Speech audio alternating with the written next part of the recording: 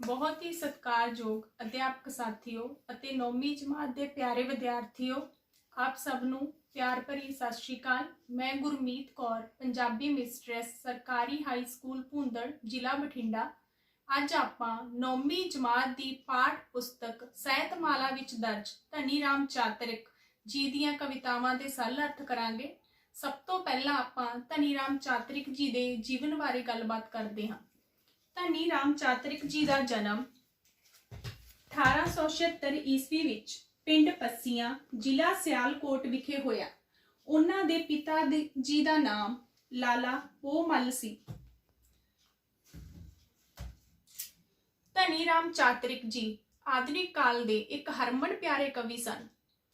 उन्हां ने पंजाबी कविता विच पहली बार धरती दे लोकां दी गल छेड़ी है। धनी राम चातरिक ने धर्म तो बिना सदाचार, प्यार, राजनीति अते समाजिक आर्थिक संकट बारे भी अपनी कवितावां विच गल छेड़ी है। उन्हां सही अर्थां विच ओह लोकां दे कवि सन। धनी राम चातरिक जी नूं दरबारां दा बादशाह भी कहा जाता है। धनी राम चातरिक जी पंजाबी सभ्याचार दे एक उपासक कवि हन। उन्हां नूं पंजाबी सभ्याचार नाल अथाह प्यार है। ਉਹ अनोखी शैली ਦੇ मालक ਹਨ। ਉਹਨਾਂ ਨੇ ਵੰਨ ਸਮੁੰਨੇ ਕਾਵਿ ਦੀ ਰਚਨਾ ਕੀਤੀ ਹੈ।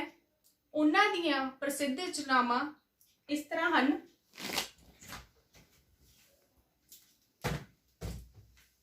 ਧਨੀ ਰਾਮ ਚਾਤਰਿਕ ਜੀ ਦੀਆਂ ਪ੍ਰਸਿੱਧ ਰਚਨਾਵਾਂ ਨਲ ਦਮਯੰਤੀ, ਚੰਦਨਵਾੜੀ, ਕੇਸਰ ਕਿਆਰੀ, ਨਵਾਂ ਜਹਾਨ, ਸੂਫੀ ਖਾਨਾ, ਨੂਰ ਜਹਾਂ ਅਤੇ ਪਾਸ਼ਾ ਬੇਗਮ। ਇਹ ਉਹਨਾਂ ਦੀਆਂ ਪ੍ਰਸਿੱਧ ਰਚਨਾਵਾਂ ਹਨ।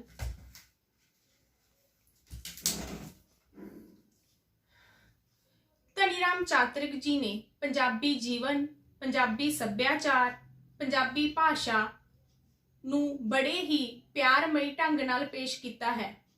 ਉਹਨਾਂ ਨੇ ਭਾਈ ਵੀਰ ਸਿੰਘ ਜੀ ਦੀ ਅਰਸ਼ੀ ਮੰਡਲਾਂ ਵਿੱਚ ਭਰਮਣ ਕਰਦੀ ਕਵਿਤਾ ਨੂੰ ਧਰਤੀ ਤੇ ਲਿਆਉਣ ਦਾ ਅਸਲ ਵਿੱਚ ਉਹ ਧਰਤੀ ਦੇ ਕਵੀ ਹਨ। ਇਸ ਕਰਕੇ ਉਹਨਾਂ ਨੂੰ ਲੋਕ ਕਵੀ ਵੀ ਕਿਹਾ ਜਾਂਦਾ ਹੈ।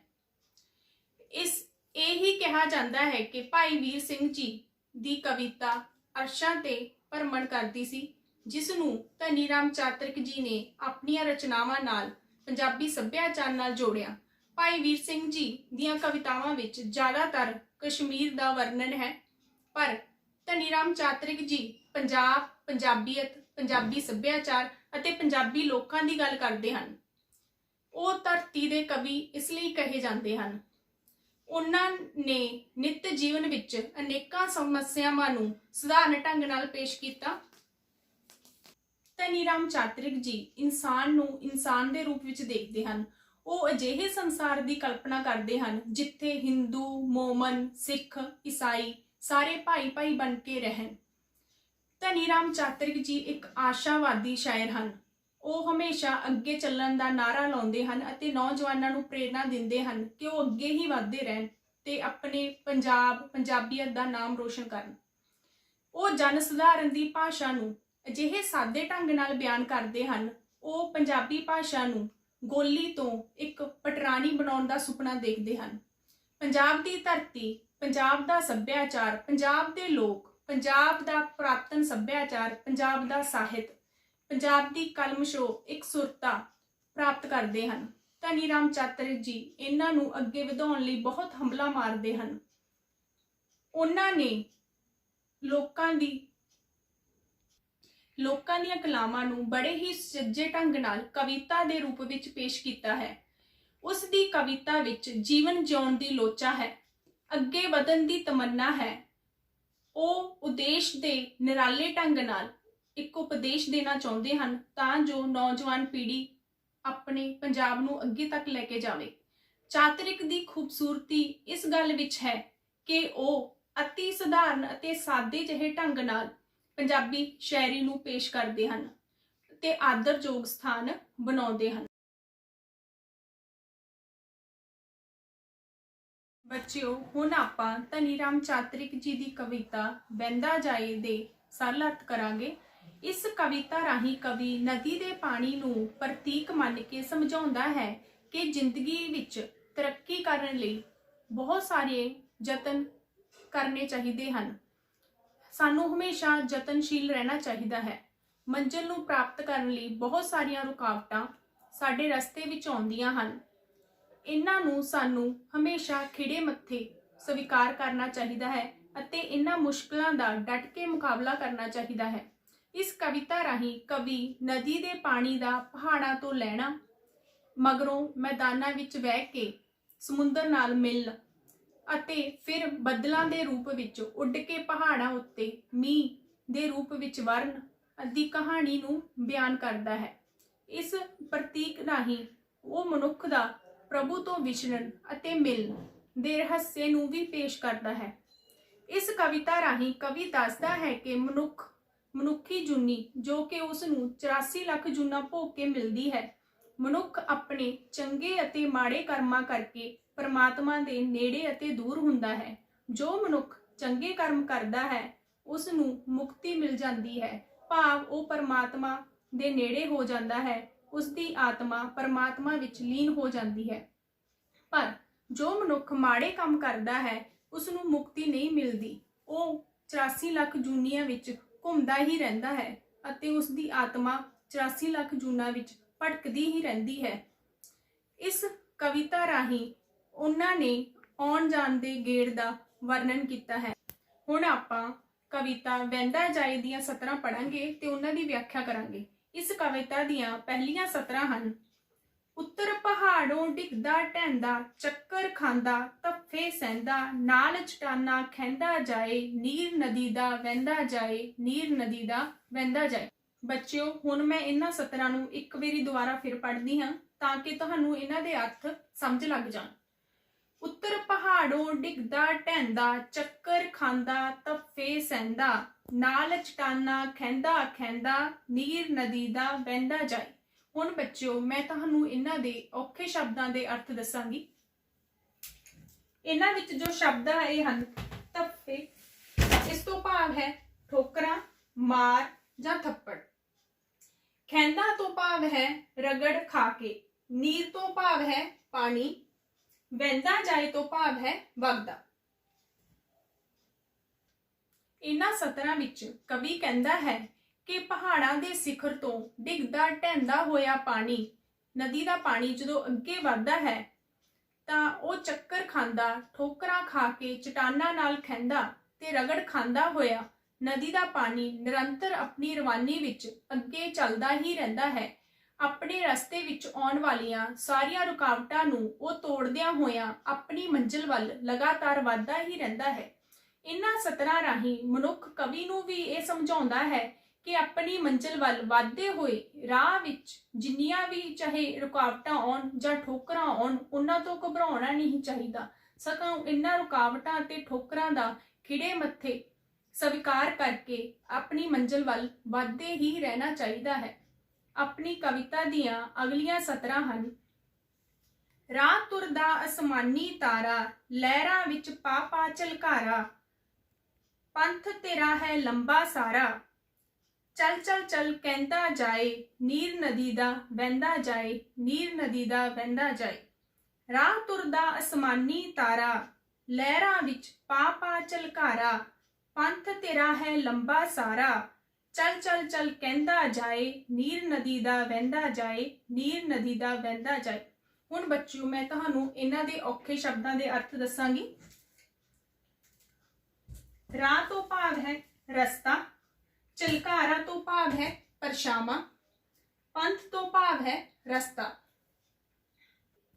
ਇਹਨਾਂ ਸਤਰਾਂ ਵਿੱਚ ਕਵੀ ਕਹਿੰਦਾ ਹੈ ਕਿ ਅਸਮਾਨ ਦਾ ਤਾਰਾ ਵੀ ਰਾਹ ਵਿੱਚ ਤੁਰਦਾ ਹੋਇਆ ਜਦੋਂ ਆਪਣਾ ਪਰਛਾਵਾਂ ਪਾਣੀ ਵਿੱਚ ਦੇਖਦਾ ਹੈ ਤੇ ਉਸ ਦਾ ਝਲਕਾਰਾ ਪੈਂਦਾ ਹੈ। ਝਲਕਾਰੇ ਤੋਂ ਭਾਵ ਹੈ ਜਦੋਂ ਉਸ ਦਾ ਪਰਛਾਵਾਂ ਪਾਣੀ ਵਿੱਚ ਪੈਂਦਾ ਹੈ ਤਾਂ ਉਹ ਵੀ ਵਗਦੇ ਹੋਏ ਨਦੀ ਦੇ ਪਾਣੀ ਨੂੰ ਕਹਿੰਦਾ ਹੈ, ਤੇਰਾ ਰਸਤਾ ਵੀ ਮੇਰੇ ਰਸਤੇ ਵਾਂਗ ਬਹੁਤ ਹੀ ਲੰਬਾ ਹੈ, ਤੈਨੂੰ ਹਿੰਮਤ ਅਤੇ ਲਗਨ ਨਾਲ ਹਮੇਸ਼ਾ ਅੱਗੇ ਵਧਦੇ ਰਹਿਣਾ ਚਾਹੀਦਾ ਹੈ, ਤਾਂ ਹੀ ਇਹ ਜ਼ਿੰਦਗੀ ਦਾ ਸਫ਼ਰ ਤੇ ਪਾਣੀ ਦਾ ਸਫ਼ਰ ਅੱਗੇ ਮੁੱਕ ਸਕਦਾ ਹੈ। ਇਸ ਲਈ ਆਪਾਂ ਨੂੰ ਨਿਰੰਤਰ ਚੱਲਦੇ ਰਹਿਣਾ ਚਾਹੀਦਾ ਹੈ ਤਾਂ ਜੋ ਆਪਣੀ ਮੰਜ਼ਿਲ ਤੱਕ ਪਹੁੰਚ ਸਕੀਏ। ਨਦੀ ਦਾ ਪਾਣੀ ਉਸ ਦੀ ਇਹ ਗੱਲ ਸੁਣ ਕੇ ਹੋਰ ਵੀ ਤੇਜ਼ੀ ਨਾਲ ਅੱਗੇ ਵਧਦਾ ਹੈ। ਇਸ ਰਾਹੀਂ ਭਾਈ ਧਨੀ ਰਾਮ ਚਾਤ੍ਰਿਕ ਜੀ ਮਨੁੱਖ ਨੂੰ ਸਿੱਖਿਆ ਦਿੰਦੇ ਹਨ ਕਿ ਮਨੁੱਖੀ ਜ਼ਿੰਦਗੀ ਦਾ ਸਫ਼ਰ ਵੀ ਬਹੁਤ ਹੀ ਲੰਬਾ ਹੈ। ਮਨੁੱਖ ਨੂੰ ਨੇਕ ਕੰਮ ਕਰਦੇ ਹੋਏ ਆਪਣੀ ਮੰਜ਼ਿਲ ਵੱਲ ਵਧਦੇ ਰਹਿਣਾ ਚਾਹੀਦਾ ਹੈ। ਜੇਕਰ ਉਹ ਨੇਕ ਕੰਮ ਕਰਦਾ ਹੋਇਆ ਆਪਣੀ ਮੰਜ਼ਿਲ ਵੱਲ ਵਧੇਗਾ ਤਾਂ ਉਸ ਦਾ ਇਹ ਰਸਤਾ, ਉਸ ਦੀ ਜ਼ਿੰਦਗੀ ਦਾ ਜੀਵਨ ਸੌਖੇ ਤਰੀਕੇ ਨਾਲ ਮੁੱਕ ਜਾਏਗਾ। ਹੁਣ ਆਪਣੀਆਂ ਅਗਲੀਆਂ ਸਤਰਾਂ ਹਨ। ਨਾਲ ਸਮੁੰਦਰ ਸਾਕਾਦਾਰੀ, ਵਿਛੜੇ ਮਿਲੇ ਹਜ਼ਾਰਾਂ ਵਾਰੀ, ਖਾ ਗਰਮੀ ਅਸਮਾਨੇ ਚੜਿਆ, ਮੁੜ ਪਹਾੜਾਂ ਤੋਂ ਲਹਿੰਦਾ ਜਾਏ, ਨੀਰ ਨਦੀ ਦਾ ਵਹਿੰਦਾ ਜਾਏ, ਨੀਰ ਨਦੀ ਦਾ ਵਹਿੰਦਾ ਜਾਏ। ਨਾਲ ਸਮੁੰਦਰ ਸਾਕਾਦਾਰੀ, ਵਿਛੜੇ ਮਿਲੇ ਹਜ਼ਾਰਾਂ ਵਾਰੀ, ਖਾ ਗਰਮੀ ਅਸਮਾਨੇ ਚੜਿਆ, ਮੁੜ ਪਹਾੜਾਂ ਤੋਂ ਲਹਿੰਦਾ ਜਾਏ, ਨੀਰ ਨਦੀ ਦਾ ਵਹਿੰਦਾ ਜਾਏ। ਇਹਨਾਂ ਸ਼ਬਦਾਂ ਦੇ ਔਖੇ ਸ਼ਬਦ ਹਨ। ਸਾਕਾਦਾਰੀ, ਸਾਕਾਦਾਰੀ ਤੋਂ ਭਾਵ ਹੈ ਰਿਸ਼ਤੇਦਾਰੀ, ਵਹਿਣ ਤੋਂ ਭਾਵ ਹੈ ਵਗਣਾ। ਇਹਨਾਂ ਸਤਰਾਂ ਵਿੱਚ ਕਵੀ ਕਹਿੰਦਾ ਹੈ, ਨਦੀ ਦੇ ਪਾਣੀ ਦੀ ਸਮੁੰਦਰ ਨਾਲ ਰਿਸ਼ਤੇਦਾਰੀ ਹੁੰਦੀ ਹੈ, ਜਿਵੇਂ ਕਿ ਆਪਣਾ ਪਰਮਾਤਮਾ ਨਾਲ ਹਮੇਸ਼ਾ ਸ਼ੁਰੂ ਤੋਂ ਹੀ ਰਿਸ਼ਤਾ ਹੈ। ਆਪਣਾ ਅਸਲੀ ਘਰ ਪਰਮਾਤਮਾ ਦਾ ਘਰ ਹੈ। ਨਦੀ ਦਾ ਪਾਣੀ ਸਮੁੰਦਰ ਦੇ ਪਾਣੀ ਵਿੱਚ ਮਿਲ ਜਾਂਦਾ ਹੈ ਅਤੇ ਨਦੀ ਦਾ ਪਾਣੀ ਸਮੁੰਦਰ ਦੇ ਪਾਣੀ ਨਾਲ ਕਈ ਵਾਰ ਮਿਲਦਾ ਹੈ ਅਤੇ ਕਈ ਵਾਰ ਵਿਛੜਦਾ ਹੈ। ਇਸ ਤਰ੍ਹਾਂ ਹੀ ਆਪਣੀ ਰੂਹ 84 ਲੱਖ ਜੂਨਾਂ ਵਿੱਚ ਘੁੰਮਦੀ ਹੋਈ ਕਈ ਵਾਰ ਪਰਮਾਤਮਾ ਦੇ ਘਰ ਜਾਂਦੀ ਹੈ ਅਤੇ ਫਿਰ ਵਾਪਸ ਆ ਜਾਂਦੀ ਹੈ। ਆਪਣੇ ਕਰਮਾਂ ਕਰਕੇ ਉਸ ਦਾ ਇਹ ਗੇੜ ਚੱਲਦਾ ਹੀ ਰਹਿੰਦਾ ਹੈ। ਸੂਰਜ ਦੀ ਤੇਜ਼ ਤਪਸ਼ ਦੇ ਕਾਰਨ ਸਮੁੰਦਰ ਦਾ ਪਾਣੀ ਆਸਮਾਨ ਵਿੱਚ ਬੱਦਲਾਂ ਦਾ ਰੂਪ ਧਾਰਨ ਕਰਕੇ ਫਿਰ ਮੀਂਹ ਦੇ ਰੂਪ ਵਿੱਚ ਪਹਾੜਾਂ ਉੱਤੇ ਵਰਦਾ ਹੈ ਅਤੇ ਫਿਰ ਨਦੀ ਦੇ ਪਾਣੀ ਦੇ ਰੂਪ ਵਿੱਚ ਵਹਿੰਦਾ ਹੈ ਤੇ ਪਾਣੀ ਦੀ ਇਹ ਗੇੜ ਹਮੇਸ਼ਾ ਚੱਲਦਾ ਹੀ ਰਹਿੰਦਾ ਹੈ। ਇਸ ਤਰ੍ਹਾਂ ਸਮੁੰਦਰ ਦਾ ਪਾਣੀ ਫਿਰ ਨਦੀਆਂ ਦੇ ਰੂਪ ਵਿੱਚ ਵਹਿੰਦਾ ਹੈ ਤੇ ਇਹ ਨਦੀ ਦੇ ਪਾਣੀ ਦਾ ਗੇੜ ਚੱਲਦਾ ਹੀ ਰਹਿੰਦਾ ਹੈ। ਇਸੇ ਤਰ੍ਹਾਂ ਇਸ ਕਵਿਤਾ ਰਾਹੀਂ ਮਨੁੱਖ ਨੂੰ ਕਵੀ ਇਹ ਸਿੱਖਿਆ ਦਿੰਦਾ ਹੈ ਕਿ ਜਿੰਨਾ ਚਿਰ ਮਨੁੱਖੀ ਆਤਮਾ ਪਰਮਾਤਮਾ ਵਿੱਚ ਇੱਕਮਿਕ ਨਹੀਂ ਹੁੰਦੀ, ਉਸ ਦਾ ਆਵਾਗਮਨ ਦਾ ਚੱਕਰ ਚੱਲਦਾ ਹੀ ਰਹਿੰਦਾ ਹੈ, ਭਾਵ ਉਹ ਜੂਨਾਂ ਵਿੱਚ ਭਟਕਦੀ ਹੀ ਰਹਿੰਦੀ ਹੈ। ਇਸ ਲਈ ਹੁਣ ਆਪਣੀਆਂ ਅਗਲੀਆਂ ਸਤਰਾਂ ਹਨ। ਆਣਾ ਜਾਣਾ ਫੇਰਾ ਪਾਣਾ, ਤੁਰਿਆ ਰਹਿਣਾ ਅੱਖ ਨਾ ਲਾਣਾ, ਹੁਕਮਾਂ ਅੰਦਰ ਵਾਂਗ ਫੁਫਾਰੇ, ਮੁੜ ਮੁੜ ਚੜਦਾ ਲਹਿੰਦਾ ਜਾਏ, ਨੀਰ ਨਦੀ ਦਾ ਵਹਿੰਦਾ ਜਾਏ, ਨੀਰ ਨਦੀ ਦਾ ਵਹਿੰਦਾ ਜਾਏ।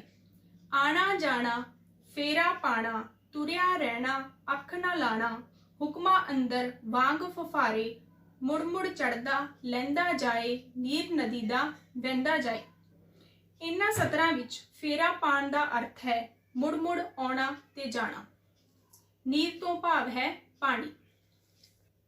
ਇਹਨਾਂ ਸਤਰਾਂ ਵਿੱਚ ਕਵੀ ਕਹਿੰਦਾ ਹੈ ਕਿ ਨਦੀ ਦਾ ਪਾਣੀ ਸਮੁੰਦਰ ਨਾਲ ਜਾ ਕੇ ਜਦੋਂ ਮਿਲ ਜਾਂਦਾ ਹੈ ਤੇ ਸੂਰਜ ਦੀ ਗਰਮੀ ਵਿੱਚ ਬੱਦਲ ਬਣ ਕੇ ਫਿਰ ਆਸਮਾਨ ਵਿੱਚ ਉੜਦਾ ਹੋਇਆ ਗਰਮੀ ਕਾਰਨ ਫਿਰ ਮੀਂਹ ਬਣ ਕੇ ਧਰਤੀ ਉੱਤੇ ਆਉਂਦਾ ਹੈ। ਇਸੇ ਤਰ੍ਹਾਂ ਨਦੀ ਦਾ ਪਾਣੀ ਕਰਮ ਅਨੁਸਾਰ ਚੱਲਦਾ ਹੀ ਰਹਿੰਦਾ ਹੈ। ਇਹ ਉਸ ਪਰਮਾਤਮਾ ਦੇ ਭਾਣੇ ਕਰਕੇ ਹੀ ਹੁੰਦਾ ਹੈ। ਫੁਫਾਰੇ ਵਾਂਗ ਕਦੇ ਪਾਣੀ ਉੱਪਰ ਚੜ੍ਹਦਾ ਹੈ ਅਤੇ ਕਦੇ ਥੱਲੇ ਰਹਿੰਦਾ ਹੈ। ਠੀਕ ਉਸੇ ਤਰ੍ਹਾਂ ਨਦੀ ਦਾ ਪਾਣੀ ਵੀ ਬੱਦਲਾਂ ਦੇ ਰੂਪ ਧਾਰਨ ਕਰਕੇ ਪਹਾੜਾਂ ਵਿੱਚ ਜਦੋਂ ਵਰਦਾ ਹੈ ਅਤੇ ਫਿਰ ਨਦੀ ਵਿੱਚ ਆ ਕੇ ਮਿਲ ਜਾਂਦਾ ਹੈ ਤਾਂ ਇਹ ਆਉਣ ਜਾਣ ਦਾ ਗੇੜ ਚੱਲਦਾ ਹੀ ਰਹਿੰਦਾ ਹੈ। ਇਹਨਾਂ ਸਤਰਾਂ ਵਿੱਚ ਕਵੀ ਦੱਸਦਾ ਹੈ ਕਿ ਮਨੁੱਖੀ ਆਤਮਾ ਦਾ ਵੀ ਪਰਮਾਤਮਾ ਨਾਲ ਮੇਲ ਉਨਾ ਚਿਰ ਨਹੀਂ ਹੁੰਦਾ ਜਿੰਨਾ ਚਿਰ ਬੰਦਾ ਸਹੀ ਕਰਮ ਨਹੀਂ ਕਰਦਾ। ਇਹ ਸੰਸਾਰਿਕ ਖੇਡ ਪਰਮਾਤਮਾ ਦੇ ਭਾਣੇ ਅਨੁਸਾਰ ਹੀ ਚੱਲਦੀ ਹੈ। ਇਸ ਕਰਕੇ ਸਾਡਾ ਆਵਾਗਮਨ ਦਾ ਚੱਕਰ ਚੱਲਦਾ ਹੀ ਰਹਿੰਦਾ ਹੈ। ਇਸ ਕਵਿਤਾ ਦਾ ਕੇਂਦਰੀ ਭਾਵ ਇਹ ਹੈ ਕਿ ਨਦੀ ਦੇ ਪਾਣੀ ਵਾਂਗ ਜ਼ਿੰਦਗੀ ਵੀ ਲਗਾਤਾਰ ਚੱਲਦੀ ਰਹਿਣੀ ਚਾਹੀਦੀ ਹੈ।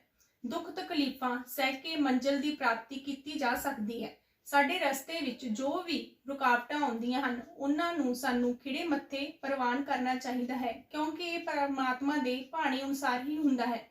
ਜ਼ਿੰਦਗੀ ਦੇ ਰਸਤੇ ਵਿੱਚ ਆਉਣ ਵਾਲੀਆਂ ਰੁਕਾਵਟਾਂ ਨੂੰ ਅਸੀਂ ਖੁਸ਼ੀ-ਖੁਸ਼ੀ ਪ੍ਰਵਾਨ ਕਰਕੇ ਪਰਮਾਤਮਾ ਦੇ ਭਾਣੇ ਨੂੰ ਮੰਨ ਕੇ ਇਹਨਾਂ 84 ਲੱਖ ਜੂਨਾਂ ਦੇ ਗੇੜ ਵਿੱਚੋਂ ਨਿਕਲ ਸਕਦੇ ਹਾਂ। ਧੰਨਵਾਦ।